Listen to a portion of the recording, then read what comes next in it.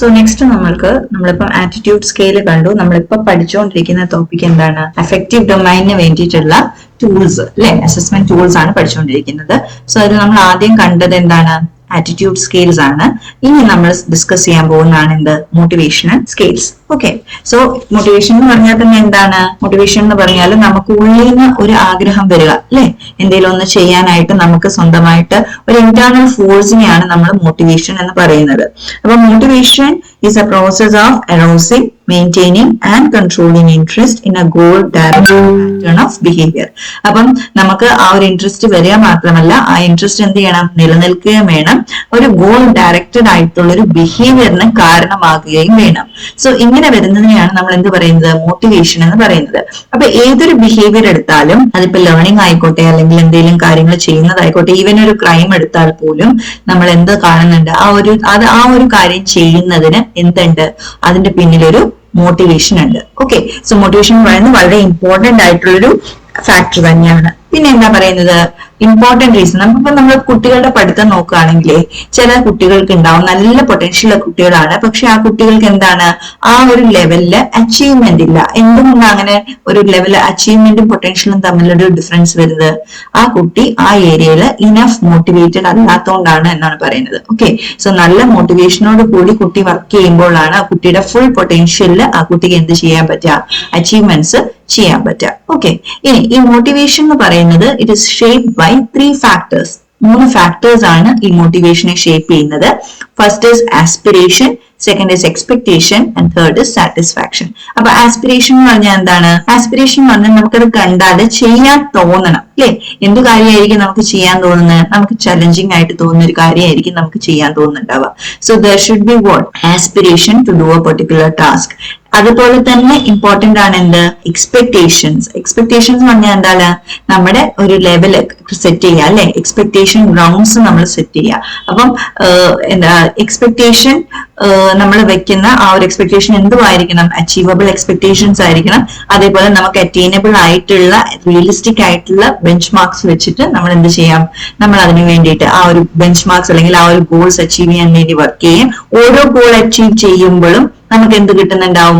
ആ ഒരു satisfaction കിട്ടുന്നുണ്ടാവും. So എപ്പോഴും നമ്മൾ എന്ത് ചെയ്യണം? ഈ എക്സ്പെക്ടേഷൻ ലെവൽസ്, അച്ചീവബിൾ ആയിട്ടുള്ള എക്സ്പെക്ടേഷൻ ലെവൽസ്. ഇപ്പൊ നമ്മൾ പറയുമ്പോൾ ഇപ്പം പറയാറുണ്ട് ഗോൾസ്, നമ്മൾ ചെറിയ ചെറിയ ഗോൾസ് സെറ്റ് ചെയ്യണം എന്ന് പറയും അല്ലേ. അപ്പൊ ഈ ചെറിയ ഗോൾസ് സെറ്റ് ചെയ്യുമ്പോൾ എന്താ ഗുണം? ചെറിയ ഗോൾസ് നമുക്ക് എന്ത് ചെയ്യാൻ പറ്റും? നമുക്കത് മീറ്റ് ചെയ്യാൻ പറ്റും. സോ വി ആർ മീറ്റിംഗ് ആ എക്സ്പെക്ടേഷൻ. ഈ ഒരു meeting of goals will give us a positive push. Okay, it gives us a satisfaction. അപ്പൊ നമുക്ക് എന്താണ്? പിന്നെയും ആ ഒരു പോസിറ്റീവ് ഫീലിംഗ് കിട്ടുന്നുണ്ട്. പിന്നെയും കണ്ടിന്യൂസ് ആയിട്ട് അത് ചെയ്യാനുള്ള ഒരു താല്പര്യം ജനറേറ്റ് ചെയ്യുകയും ചെയ്യും. സോ ഇങ്ങനെ വരുന്ന ആ ഇന്റേണൽ ആയിട്ട് വരുന്ന ആ ഒരു ഇൻട്രസ്റ്റ്, ആ ഒരു താല്പര്യത്തെയാണ് നമ്മൾ എന്ത് പറയുന്നത്? മോട്ടിവേഷൻ എന്ന് പറയുന്നത്. Okay, so motivation is measured from one's reaction and self reporting responses. എങ്ങനെയാണ് നമ്മൾ മോട്ടിവേഷൻ മെഷർ ചെയ്യാൻ പോകുന്നത്?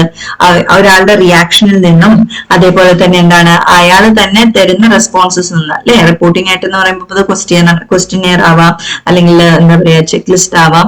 അങ്ങനെയുള്ള രീതിയിലാണ് നമുക്ക് എന്ത് ചെയ്യാൻ പറ്റുന്നത്? മോട്ടിവേഷൻ മെഷർ ചെയ്യാൻ പറ്റുന്നത്. ഓക്കെ, അപ്പം യൂഷ്വലി ക്വസ്റ്റ്യനേഴ്സ് ആണ് നമ്മൾ യൂസ് ചെയ്യുന്നത്. ടൂൾസ് എന്ന് പറഞ്ഞാൽ എന്താണ്? മോട്ടിവേഷണൽ സ്കെയിൽ അല്ലെങ്കിൽ മോട്ടിവേഷണൽ ടൂൾസ് എന്ന് പറഞ്ഞാൽ എന്താണ്?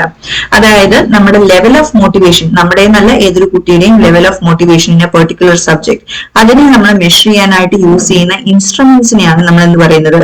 മോട്ടിവേഷണൽ സ്കെയിൽ അല്ലെങ്കിൽ മോട്ടിവേഷണൽ ടൂൾസ് എന്ന് പറയുന്നത്. ഓക്കെ, അപ്പം ഈ ഒരു ടൂൾസ് വെച്ചിട്ട് നമുക്ക് എന്ത് ചെയ്യാൻ പറ്റും? ഏത് സിറ്റുവേഷൻസിൽ ആ ഇൻഡിവിജ്വൽ എങ്ങനെ പെരുമാറും, ഓക്കെ, അങ്ങനെ മീൻസ് നമുക്കൊരു പ്രഡിക്ഷൻ കിട്ടും. ആ ഒരു കുട്ടി എങ്ങനെ മോട്ടിവേറ്റഡ് ആവും, അല്ലെങ്കിൽ എന്താണ് ആ കുട്ടിയെ മോട്ടിവേറ്റ് ചെയ്യുന്നത് എന്ന് നമ്മൾ അറിഞ്ഞു കഴിഞ്ഞാൽ നമുക്ക് എന്ത് കിട്ടുന്നുണ്ട്? ഒരു പ്രഡിക്ഷൻ കിട്ടുന്നുണ്ട്. അപ്പൊ ഏത് വേയിൽ എന്തുകൊണ്ട് അങ്ങനെ ബിഹേവ് ചെയ്യുന്നു, അതിന്റെ കാരണം എന്താണ് ആ കുട്ടി, അതിന്റെ പിന്നിലെ മോട്ടിവേഷൻ എന്നുള്ളത് നമുക്ക് അവിടുന്ന് അറിയാൻ പറ്റും. ഓക്കെ, ആൻഡ് മോസ്റ്റ്ലി ഈ മോട്ടിവേഷന്റെ നമ്മൾ മെഷറിംഗ് സ്കെയിൽസ് അല്ലെങ്കിൽ മോട്ടിവേഷണൽ സ്കെയിൽസ്, ലിങ്കർഡ് സ്കെയിൽ നമ്മൾ നേരത്തെ ആറ്റിറ്റ്യൂഡ് സ്കെയിലിൽ പഠിച്ചില്ലേ. സോ ലിങ്കർഡ് സ്കെയിൽ പോലത്തെയാണ് നമ്മുടെ മോട്ടിവേഷണൽ സ്കെയിൽ ഉള്ളത്. അപ്പൊ അതിലെന്താ ഉള്ളത്? ലിങ്കർഡ് സ്കെയിൽ നമ്മൾ നേരത്തെ പഠിച്ചപ്പോൾ തന്നെ പറഞ്ഞു. അതിൽ എന്താ ഉള്ളത്? സെറ്റ് ഓഫ് ക്വസ്റ്റ്യൻസ് ആണ് ഉള്ളത്. ആ ക്വസ്റ്റ്യൻസിൽ എന്തുണ്ട്? നമുക്ക് ഫേവറബിൾ ആയിട്ടുള്ള ക്വസ്റ്റ്യൻസും ഉണ്ട്, നോൺ ഫേവറബിൾ ആയിട്ടുള്ളതും ഉണ്ട്. പിന്നെ എന്താണ്? അതൊന്ന് നമ്മളാണ് ഒരു ക്യുമുലേറ്റീവ് സ്കോർ ജനറേറ്റ് ചെയ്തിട്ടാണ് നമ്മൾ അവിടെ കണ്ടുപിടിച്ചിരുന്നത്. ഇവിടെ എന്ത് ചെയ്യും, നമ്മൾ ക്വസ്റ്റ്യൻസ് അക്കോർഡിംഗ്ലി മോഡിഫൈ ചെയ്തിട്ട് നമ്മൾ അവിടെ എത്ര മോട്ടിവേറ്റഡ് ആണ് എന്നുള്ളത് നമുക്ക് ക്യുമുലേറ്റീവ് സ്കോർസ് വഴി കണ്ടുപിടിക്കാൻ പറ്റും. ഇനി one of the important one example for motivational scale is millers motivational scale. അപ്പം എഗെയിൻ പറഞ്ഞതുപോലെ തന്നെ ഇത് ഏത് സ്റ്റൈലിലാണുള്ളത്, ലിക്കർട്ട് സ്റ്റൈൽ ഫോർമാറ്റിലാണുള്ളത്.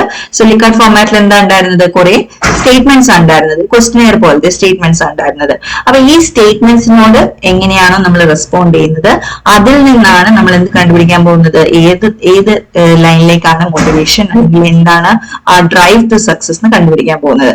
അപ്പൊ ഇവിടെ മെഷർ ചെയ്യുന്ന കോർ ട്രേറ്റ്സ് എന്ന് പറയുന്നത് 4 ട്രേറ്റ്സ് ആണ്. എന്തൊക്കെയാണ്, persistence, goal setting, competitiveness and intrinsic motivation. അപ്പൊ പെർസിസ്റ്റൻസ് പറഞ്ഞാൽ എന്താണ്, കീപ് ഡൂയിങ് ദ തിങ് അല്ലെ. അപ്പൊ നമ്മൾ എന്തെങ്കിലും കാര്യം ചെയ്യുമ്പോൾ നമുക്ക് എന്തായാലും എന്ത് വരും, തടസ്സങ്ങൾ വരും. പക്ഷെ ഈ തടസ്സങ്ങൾ വരുമ്പോൾ പോലും അതിനെ ഉൾക്കൊണ്ട് പിന്നെയും ആ കാര്യം ചെയ്യാനുള്ളൊരു മനസ്ഥിതി. ഓക്കെ, സോ അത് നമുക്ക് മെഷർ ചെയ്യാം. അതേപോലെ ഗോൾ സെറ്റിംഗ്, നമ്മൾ എങ്ങനത്തെ ഗോൾസ് ആണ് സെറ്റ് ചെയ്യുന്നത്, ഓക്കെ, നമുക്ക് എങ്ങനത്തെ ഗോൾസ് ആണ് ഇഷ്ടം, അല്ലെങ്കിൽ ചലഞ്ചിങ് ഒബ്ജക്റ്റീവ്സ് എങ്ങനത്തെയാണ് ഇഷ്ടം എന്നുള്ളത് നമുക്ക് അവിടെ മനസ്സിലാക്കാം. അതേപോലെ തന്നെയാണ് എന്ത്, കോമ്പറ്റീറ്റീവ്നെസ്. നമുക്ക് ഒരു കാര്യത്തിൽ എന്ത് തോന്നണം, ഒരു കോമ്പറ്റീറ്റീവ്, ഒരു ഹെൽത്തി കോമ്പറ്റീറ്റീവ് സ്പിരിറ്റ് ഉണ്ടാവണം, എന്നാലല്ലേ നമുക്ക് ക്ലാസ്സിലൊക്കെ ഫസ്റ്റ് വരാൻ തോന്നും അല്ലെ. അപ്പൊ ആ ഒരു കോമ്പറ്റീറ്റീവ്നെസ്സും അതേപോലെ തന്നെ എന്ത് വേണ്ടതാണ്, എന്തൊരു കാര്യം ചെയ്യുമ്പോഴും നമ്മൾ അത് എൻജോയ് ചെയ്തുകൊണ്ട് ചെയ്യണം. അതാണ്, അങ്ങനെ എൻജോയ് ചെയ്യാത്തൊരു കാര്യം നമുക്ക് പിന്നെയും ചെയ്യാനായിട്ട് തോന്നുന്നുണ്ടാവില്ല. So that is what intrinsic motivation. അപ്പൊ ഈ ഒരു 4 ലെവലിൽ നമുക്ക് എന്ത് ചെയ്യാം, നമുക്ക് ഈ സ്റ്റേറ്റ്മെന്റ്സ് യൂസ് ചെയ്തിട്ട് മോട്ടിവേഷൻ ലെവല് ജഡ്ജ് ചെയ്യാൻ പറ്റും. ഓക്കെ, ഇത് ആർക്കൊക്കെ നമുക്ക് കൊടുക്കാം, സ്റ്റുഡൻസിന് കൊടുക്കാം, എംപ്ലോയീസിന് കൊടുക്കാം, അത്ലറ്റ്സിന് കൊടുക്കാം, അങ്ങനെ പലർക്കും നമുക്ക് കൊടുക്കാം. സോ ഇതിൽ നമുക്ക് എന്ത് കണ്ടുപിടിക്കാം, ഒരു മോട്ടിവേഷൻ ലെവൽ എത്രയാണ്, ഓക്കെ, ഗോൾ ഡയറക്റ്റഡ് ബിഹേവിയർ എങ്ങനെയാണ് എന്ന കാര്യങ്ങളൊക്കെ നമുക്ക് ഇതിൽ നിന്ന് കണ്ടുപിടിക്കാം. ഓക്കെ, സോ ഇതാണ് ഈ മില്ലർ സ്കെയിലിന്റെ ഒരു ഓവറോൾ വ്യൂ. പിന്നെ ഒരു എക്സാമ്പിൾ കാണണമെങ്കിൽ this is how it is being done. അതായത് നമുക്കിപ്പം ഒരു മോട്ടിവേഷൻ മെഷർ ചെയ്യണമെങ്കിൽ നമ്മൾ കൊടുക്കുന്ന പോലത്തെ ഒരു ക്വസ്റ്റിനെയർ ആണിത്. Okay, I strive to become an exemplary student in class. അപ്പം അത് നമുക്ക് എന്താണ്, നമുക്ക് സ്ട്രോങ്ലി എഗ്രി ആണോ അൺഡിസൈഡഡ് ആണോ അല്ലെങ്കിൽ എഗ്രി ആണോ എന്നുള്ളത് നമുക്ക് എന്ത് ചെയ്യാം, സ്റ്റുഡന്റിനെ കൊണ്ട് തന്നെ ടിക്ക് ചെയ്യിക്കാം. അപ്പൊ ഈ ഒരു ലെവലില് ഈ ഒരു സ്റ്റേറ്റ്മെന്റ്സ് വെച്ചിട്ട് തന്നെ നമുക്ക് മെഷർ ചെയ്യാം എന്ത്, ആ കുട്ടി എത്ര മോട്ടിവേറ്റഡ് ആണോ അല്ലയോ എന്നുള്ളത്. Okay, so this is about motivation skills.